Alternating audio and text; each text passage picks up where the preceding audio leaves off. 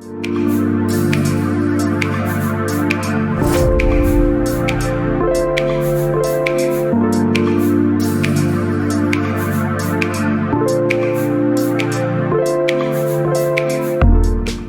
Pak, sebelumnya saya perkenalkan diri terlebih dahulu. Nama saya Iwan Septian Effendi dan rekan saya di sini kami ingin mengajukan beberapa pertanyaan gitu Pak terkait akuntansi, yang dimana belum banyak gitu orang-orang yang melek terkait sistem dari keuangannya sendiri gitu Pak.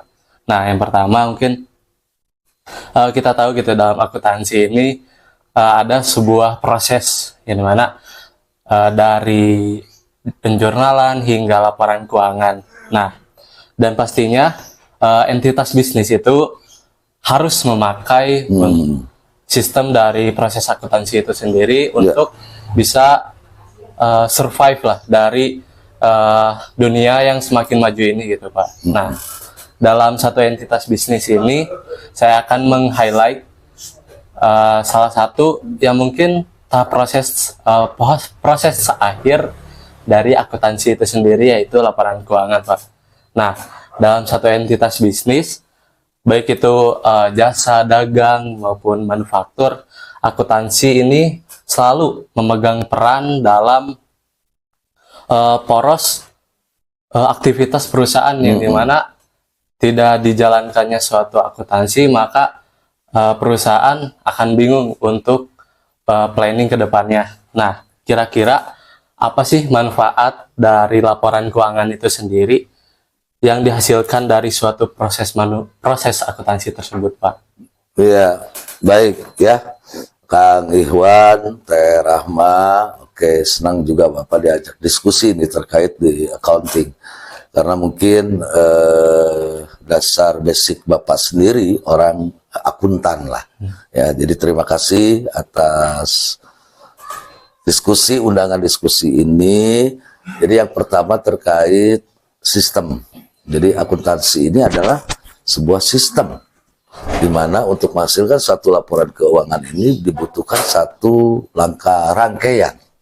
Ya, rangkaian sehingga membentuk satu keluaran atau output berupa laporan keuangan. Nah, kalau ditanya terkait seberapa pentingnya laporan keuangan bagi entitas bisnis, tentunya sangat-sangat penting. Gitu ya. Artinya kenapa? Karena semua data keuangan tercatat.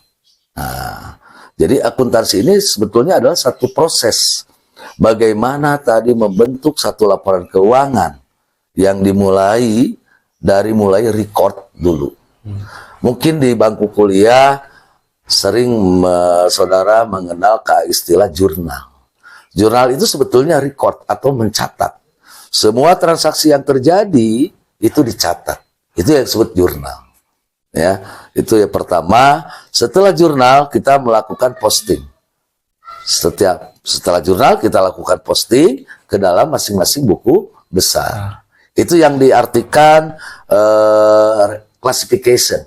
Jadi pertama record, kedua classification ke dalam buku besar masing-masing. Selanjutnya langkah ketiga ada yang disebut summary. Dari saldo-saldo buku besar tadi kita ambil, masukkan ke dalam satu lajur yang disebut dengan trial balance. Itu yang disebut summary-nya, pengikhtisarannya. Nah itu. Dari trial balance barulah dibentuk laporan keuangan pokok. Nah, adapun ada beberapa yang diartikan menjadi laporan keuangan pokok. Pertama yang disebut dengan financial position, laporan posisi keuangan. Di mana biasanya itu terdiri dari aset, kewajiban, dan ekuitas. Kemudian ada lagi yang disebut laporan laba rugi istilahnya. Kalau dulu tuh income statement. Kalau sekarang statement profit and loss and comprehensive income. Itu ya. Barulah ada yang disebut cash flow dan ada yang disebut dengan statement of equity. Perubahan modalnya di mana. Kesemuanya itulah yang akan mencerminkan laporan keuangan dan data-data perusahaan. Nah, sekarang lebih ke intinya, seberapa pentingnya kemudian laporan keuangan itu dihasilkan. Itu kan yang menjadikan trigger dari pertanyaan. Setelah kita membentuk sampai outputnya laporan keuangan, nah apa pentingnya laporan keuangan? Salah satunya adalah akuntabilitas atau stewardship, pertanggungjawaban. Karena biasanya pengelola satu entitas itu biasanya bukan pemilik dari usaha itu. Jadi pengelola itu biasanya disebut agent dan pemilik disebut principal. Nah, agent ini adalah yang diberikan amanah oleh si owner untuk menjalankan usaha. Nah, sebagai alat pertanggungjawabannya laporan keuangan. Itu maksudnya. Selain pertanggungjawaban, kedua untuk melihat bagaimana kinerja keuangan. Karena kita bisa melihat apakah kinerja keuangan suatu entitas ini sehat, dalam arti sehat itu safety, atau laporan ke perusahaan ini ada di posisinya distress. Distress itu artinya ada satu kendala di mana kesulitan lah. Makanya dimuncullah ada istilah financial distress. Nah, ada juga yang diartikan suatu perusahaan ini ada di zona gray area, abu-abu. Abu-abu itu bisa diartikan dia ke distress tidak, ke safety juga belum. Jadi masih di tengah. Nah, laporan keuangan ini bisa melihat tentunya dengan beberapa teknik, salah satunya analisa. Jadi data-data keuangan nanti yang kita buat itu, kita ambil data-datanya, kita lakukan analisa. Ya, mungkin nanti di bangku kuliah juga dijelaskan analisa apa saja. Misalkan analisa rasio likuiditasnya, profitabilitasnya, solvable, kemudian activity ratio-nya, semua dibahas. Bahkan salah satunya tadi ada juga metode untuk melihat apakah kondisi perusahaan kita ini lagi aman atau tidak. Ya, itu ada lagi metode yang biasa digunakan bahkan oleh berbagai penelitian, bukan hanya di tingkat nasional, di internasional juga sudah diuji. Yaitu untuk menganalisa satu tingkat kesehatan perusahaan itu ada yang menggunakan metode Almen Jet Score. Nah, di Almen itu akan terlihat nanti zona distress, zona gray, dan safety. Gitu kira-kira pentingnya laporan keuangan. Gitu, Wan. Baik, Pak. Oke, siap. Laporan keuangan mungkin bisa disimpulkan sangat krusial Krusial. untuk Oke. Perusahaan karena ini menyangkut untuk pengambilan keputusan juga. Betul. Nah, salah satunya itu di session ya. Oke. Baik, untuk pertanyaan selanjutnya akan disampaikan oleh rekan saya, Pak. Boleh, siap. Mangga. Tadi udah dibahas mungkinnya seberapa penting sih laporan keuangan bagi suatu entitas, baik itu entitas yang kecil maupun entitas yang sudah besar, seperti itu. Nah, tadi Bapak sempat mention terkait manfaat dari laporan keuangan tuh kita bisa melihat kinerja keuangan dari perusahaan tersebut. Nah, Ya. untuk melihat kinerja keuangan tersebut bisa menggunakan metode apa gitu Pak? Bisa dijelaskan lebih rinci lagi agar UMKM bisa ataupun perusahaan yang sudah besar bisa menilai kinerja keuangan mereka, lalu menentukan langkah ke depannya yang harus diambil itu seperti apa gitu Pak. Ya, baik. Ini pertanyaan yang memang menarik, bahkan wajib diketahui.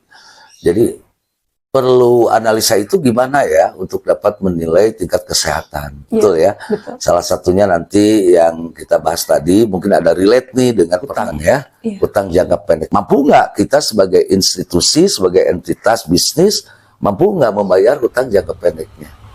Nah itu, jadi kita bisa mengukur. Biasanya itu dengan membandingkan aset lancar lah. Dibagi dengan hutang lancar. Jadi ada current asset dibagi current liability. Nah, kita bisa melihat nanti di situ. Apakah current asset kita menutup current liability? Tidak. Kalau current asset tidak menutup current liability, berarti kondisi keuangan kita tidak baik. Meskipun belum diartikan tidak baik secara total, hanya jelas memiliki risknya di situ. Ternyata hutang lancar kita lebih besar dari aset lancar kita. Nah, itu satu, itu di sisi likuiditas rasio. Kemudian selain hutang lancar, mungkin kita mendengar juga hutang itu ada juga jangka panjang. Kalau hutang lancar itu artinya hutang yang dimana penyelesaiannya hanya dalam satu periode akuntansi. Jangan diartikan satu tahun ya, tapi disebutkan satu periode akuntansi. Hanya saja relate antara periode akuntansi itu memang 1 tahun. Nah, ada juga kewajiban yang diartikan long term liability, kewajiban jangka panjang. Nah, berarti kalau itu kewajiban yang lintas periode, bisa 2 periode, bisa 3 periode. Artinya hutangnya jangka panjang. Itu pun berbeda mengukurnya. Nah, misalkan kalau rasio yang biasa digunakan dalam mengukur solvabilitas, artinya kemampuan dalam membayar hutang jangka panjang, kita ada namanya solvability ratio.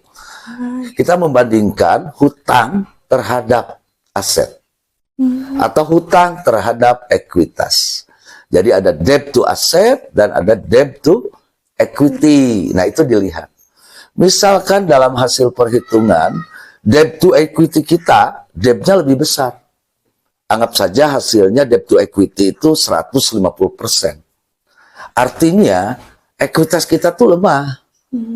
Semua aset kita itu terlalu besar dibiayai dengan hutang. Nah, sebaliknya gimana? Bagaimana kalau debt to equity-nya rasionya kecil, hanya 50%. Berarti equity kita 2 kali debt. Artinya aset kita dibiayai dengan uang sendiri, itu 2 kali dari hutang. Hutang hanya 1/3, ekuitasnya 2/3. Berarti itu rasio yang bagus. Nah, selain itu ke profitability. Karena tujuan dari satu perusahaan itu kan dalam hal mencari laba yang semaksimal lah. Nah, kita juga mengukur. Jadi kalau saudara atau Iwan dan Neng Rahma melihat laporan keuangan, melihat dari labanya saja mungkin bisa ya. Labanya besar. Berarti sehat. Padahal belum tentu ya, Pak. Padahal belum tentu. Bagaimana laba itu didapat dari seberapa modal yang kita pertaruhkan. Nah, itu yang disebut profitability atau rentabilitas ekonomi. Misalkan, Bapak kasih contoh, ada 2 entitas, dia memperoleh laba yang pertama 1 juta, entitas kedua 10 juta. Tapi entitas pertama, dia menghasilkan 1 juta dari modal yang dipertaruhkan 5 juta. Berarti laba terhadap jumlah modal kan, atau jumlah aset lah. Jadi dia mendapat laba 1 juta, asetnya dia memiliki 5 juta. Artinya dalam memperoleh 1 juta dari 5 juta, artinya 20% rentabilitas ekonomi. Itu yang disebut RE-nya, rentabilitas ekonomi. Bayangkan dari yang tadi, dari 10 juta nih yang kedua. Tapi dia pertaruhkan dari jumlah asetnya 100 juta modalnya. Kalau kita bandingkan, comparable, dari 10 juta dibagi 100 juta, hanya 10%.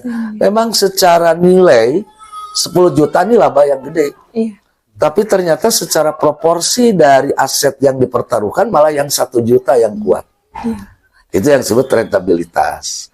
Nah, satu lagi rasio terkait dari aktivitas. Jadi tadi likuiditas kan sudah, solvable, profitability, kemudian satu lagi activity ratio. Biasanya mengukur tingkat kecepatan. Jadi kalau kita membeli satu barang, berapa lama itu barang dijual, kemudian menghasilkan uang, mengembalikan uang kembali ke kita itu dihitung.